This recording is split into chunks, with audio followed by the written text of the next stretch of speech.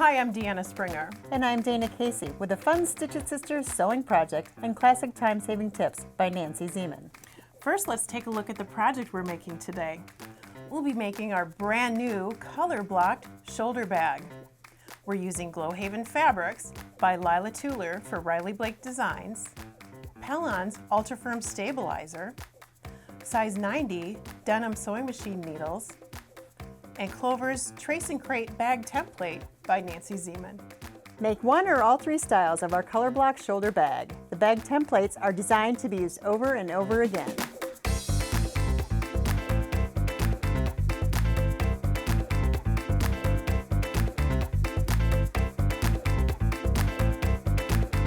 To make our Colorblocked Shoulder Bag, first we'll choose a style. We need to choose which bag we'd like to make, and Nancy's template includes 3 options: the 4 fabric tote, the 1 fabric tote, and the 2 fabric tote. Okay. We've created a new option.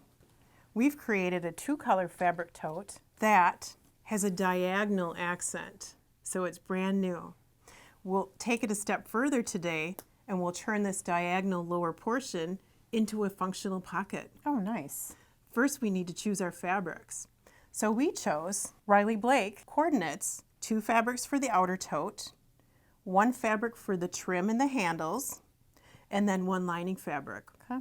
We'll also have a couple other fabrics for pocket lining and for the lining of the inside of the front pocket. Okay. So the tote is nice and roomy. It's a tote or a bag, but it's a color block tote because we use different colors on the outside. And it's a cinching tote. First, I'll show the pockets. We have pockets inside that are around the entire perimeter in the interior of the tote. Very nice. The middle pockets could hold an iPad or a Oh. tablet. And it also features a cinching strap. And that actually converts, so it could be called the convertible bag. But it converts the tote to a smaller size. Okay. We'll start by pressing and starching our fabrics. So head to the ironing board and press and starch all your fabrics and prepare them for the sewing process. Next, we'll start by making a pattern. And we'll start with the templates. The bag template includes an upper template and a lower template. And we start by making quarter marks with a marking pen. So this is Pellon Peltex interfacing. And it's a stiff interfacing that gives the bag shape. So if you made a bag without this, it would be pretty wimpy. So you want a stand-up bag, and it'll give it some stability and it'll keep its shape. That's why it keeps its nice shape. We'll start by placing our upper template along the horizontal line. And we'll simply trace. We'll trace all the way around. Thank you. We'll trace all the way around the upper template, and we'll mark those die cut areas. So here's a placement for a snap, and here's a placement for the strap attacher. And just like that, we have an upper tote. Okay. We'll flip it over and we'll do the same thing. I'll let you trace that side. You just line it up on the quarter markings and trace. And you could use this pattern then for the 4 fabric tote, the 2 fabric tote, or even our angled pocket tote. Okay. So that's it. We're done with the top template, and we'll do the same thing with the bottom template. We'll trace that bottom template by lining it up and then tracing. And make sure that your gusset is facing outwards. Right, and you know you have it the right way because that gusset faces the outside of the bag. And that gusset is what gives the bag depth. If we didn't have that gusset in the bag would just be a flat type of envelope bag. So we'll flip that over and we'll trace that lower tote.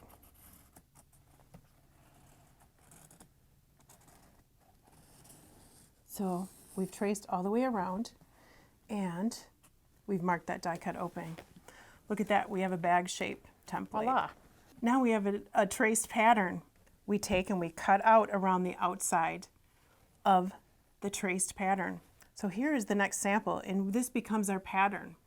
And we actually want to trace 2 Peltex. We have a front and a back. And then once we have our pattern, we trace this on our fashion fabric. Oh, okay. The next sample shows the fashion fabric. We've cut out the fashion fabric in the front and the fashion fabric in the back. And you stitch it to the Peltex.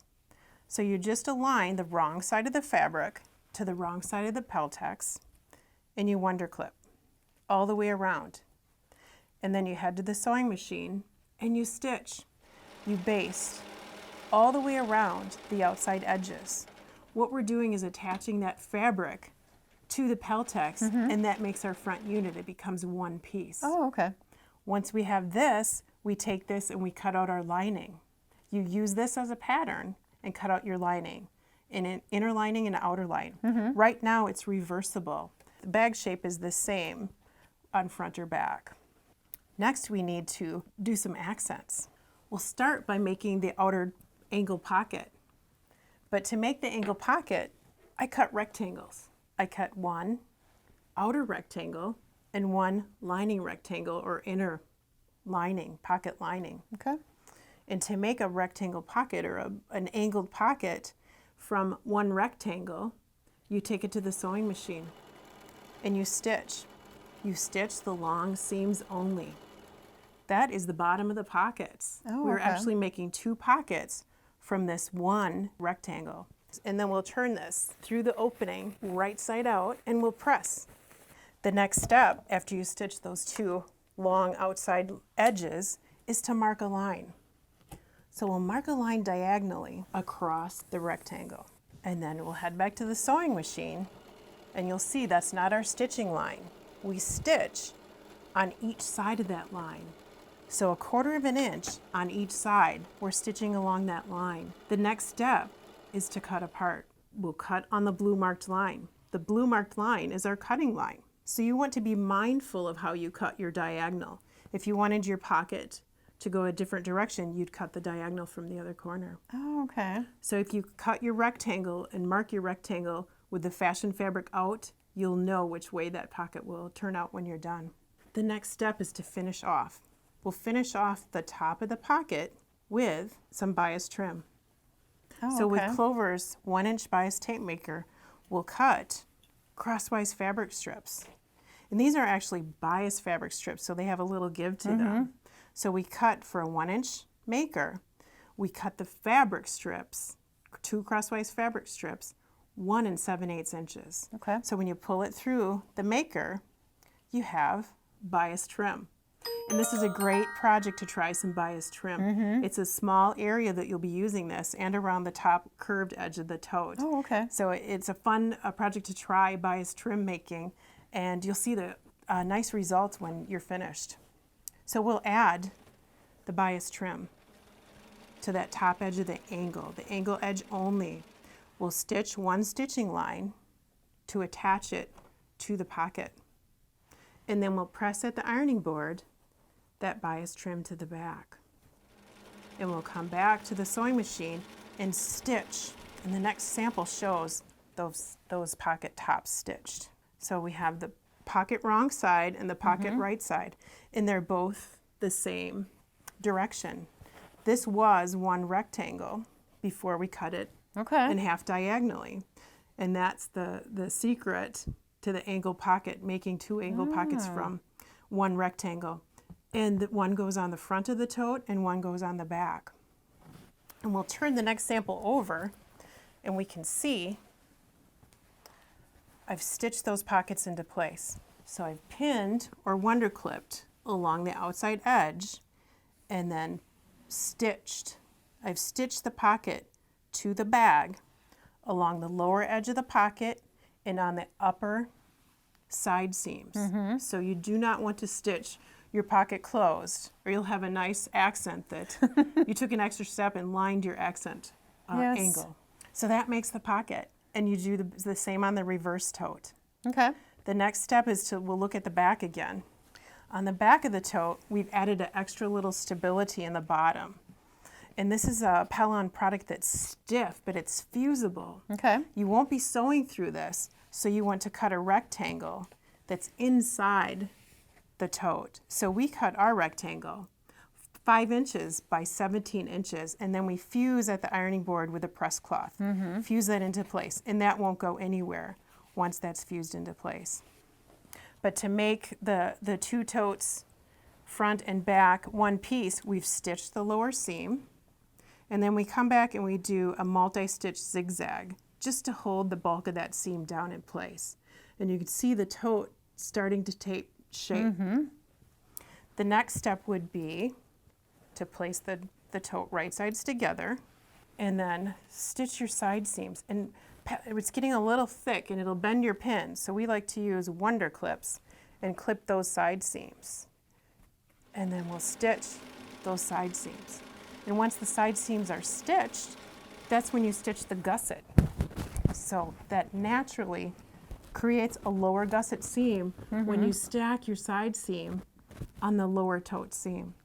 And then you just stitch, again, 1/4 inch, 3/8 inch seam, and you have your gusset.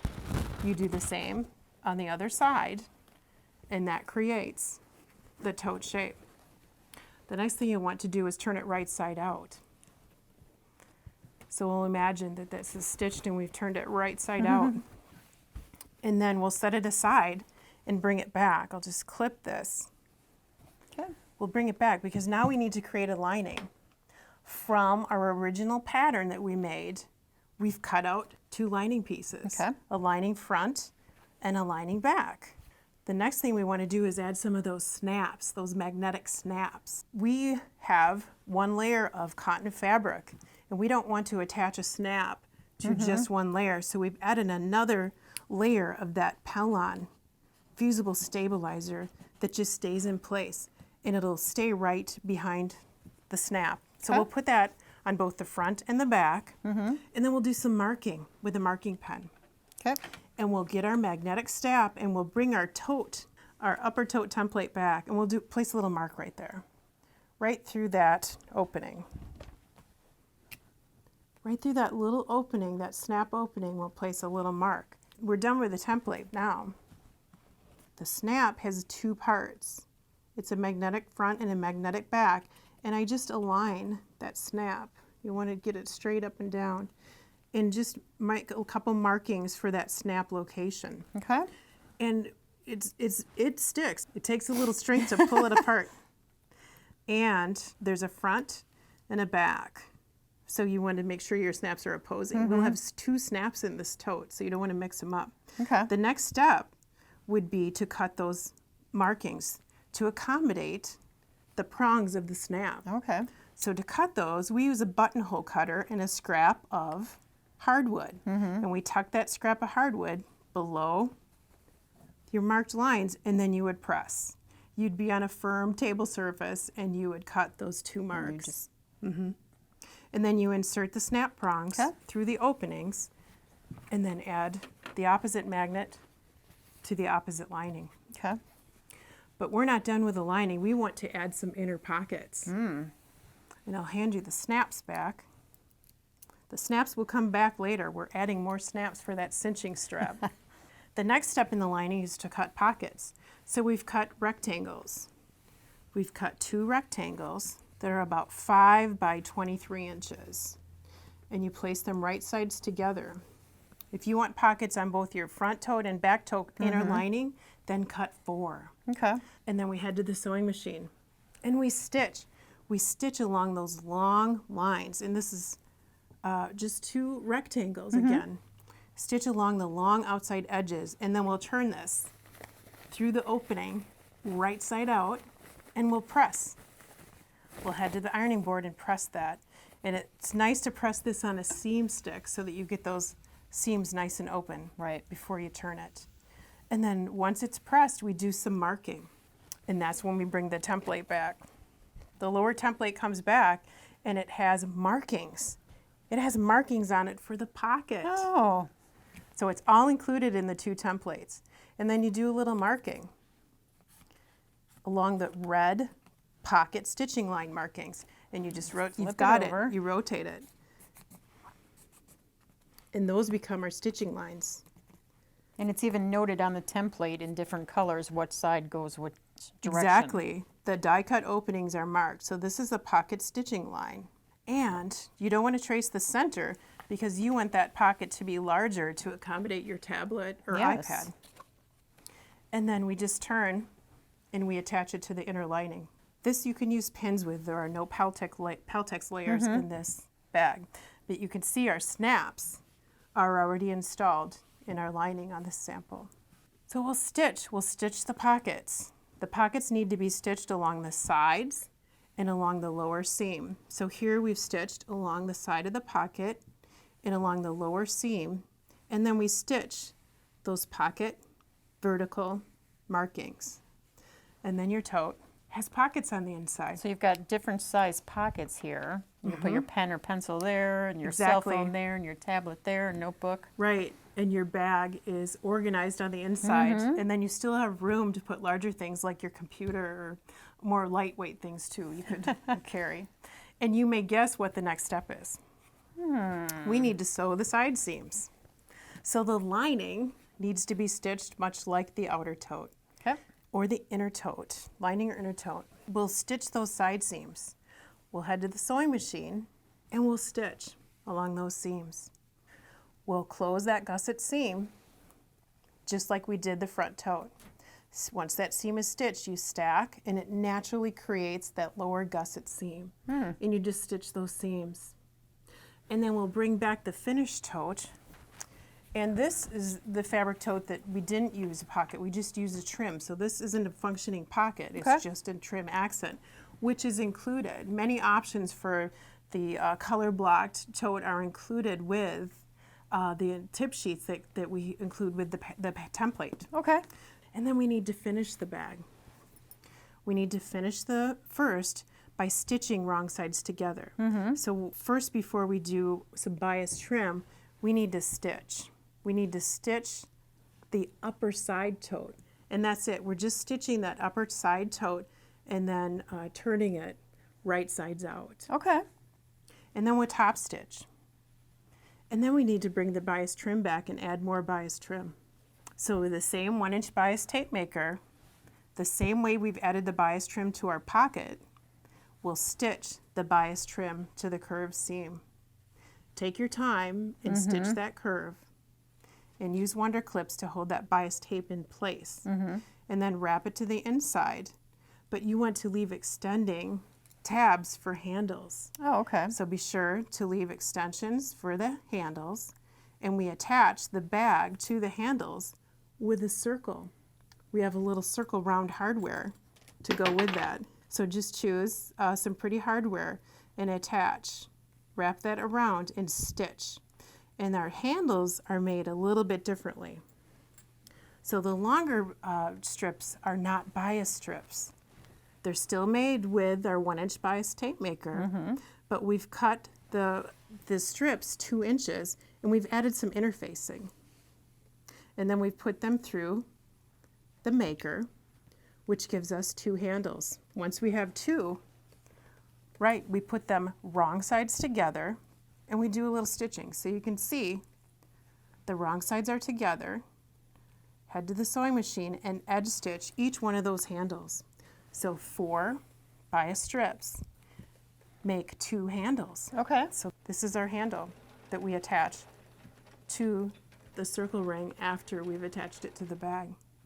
We have one more little element to add, and that's that inner adjusting strap. So that inner adjusting strap has half a magnet on one side and the other half on the opposite side, and it just holds together and cinches. That is super easy to make, and we just made that by cutting 2-inch strips of fabric. These cinch straps are just top stitched just inside the tote. So we need to finish all 4 edges. So we've done that by cutting the strips 2 inches by 10 inches, and you'll need 2 of these because we have 2 cinches. And it's interfaced in the bag to give it some stability. Again, put it through that bias tape maker, and then we have 1 10-inch strip. Then we add a magnet. We add 1/2 of the magnet, just like we did to the inside of the lining. Right. Attach that, and sometimes you have to use a hammer and pound those prongs down. But then we do something unique and unexpected. We put the fabric right sides together with the short ends, and then we head to the sewing machine and stitch that. Oh, okay. So that when that is stitched, we turn it right side out and we have this. Nice finish. Hide it. Right. And then you take it back to the sewing machine after you press it. It's still open, but we take it back to the sewing machine and we stitch all the way around all 4 sides. But you may be thinking, how do I get my presser foot up next to that snap? We use a zipper foot. Oh, okay. So attach your zipper foot and stitch around all 4 edges and then simply top stitch it inside the bag. Okay. Make our Colorblocked shoulder bag from 2 or more fabrics, or choose a fashionable fat quarter collection. Our roomy shoulder bags are beautiful and functional for toting essentials. We hope you've enjoyed the Stitch It Sisters project. You'll find this template along with a limited number of bundle boxes at stitchitsisters.com. Be sure to tune in again for another Stitch It Sisters sewing adventure. In the meantime, connect with Stitch It Sisters and friends on our social sites. Stitch It Sisters is made possible by Bernina, Clover, Riley Blake Designs, OESD, Oklahoma Embroidery Supply and Design, and shopnzp.com. Bernina, made to create.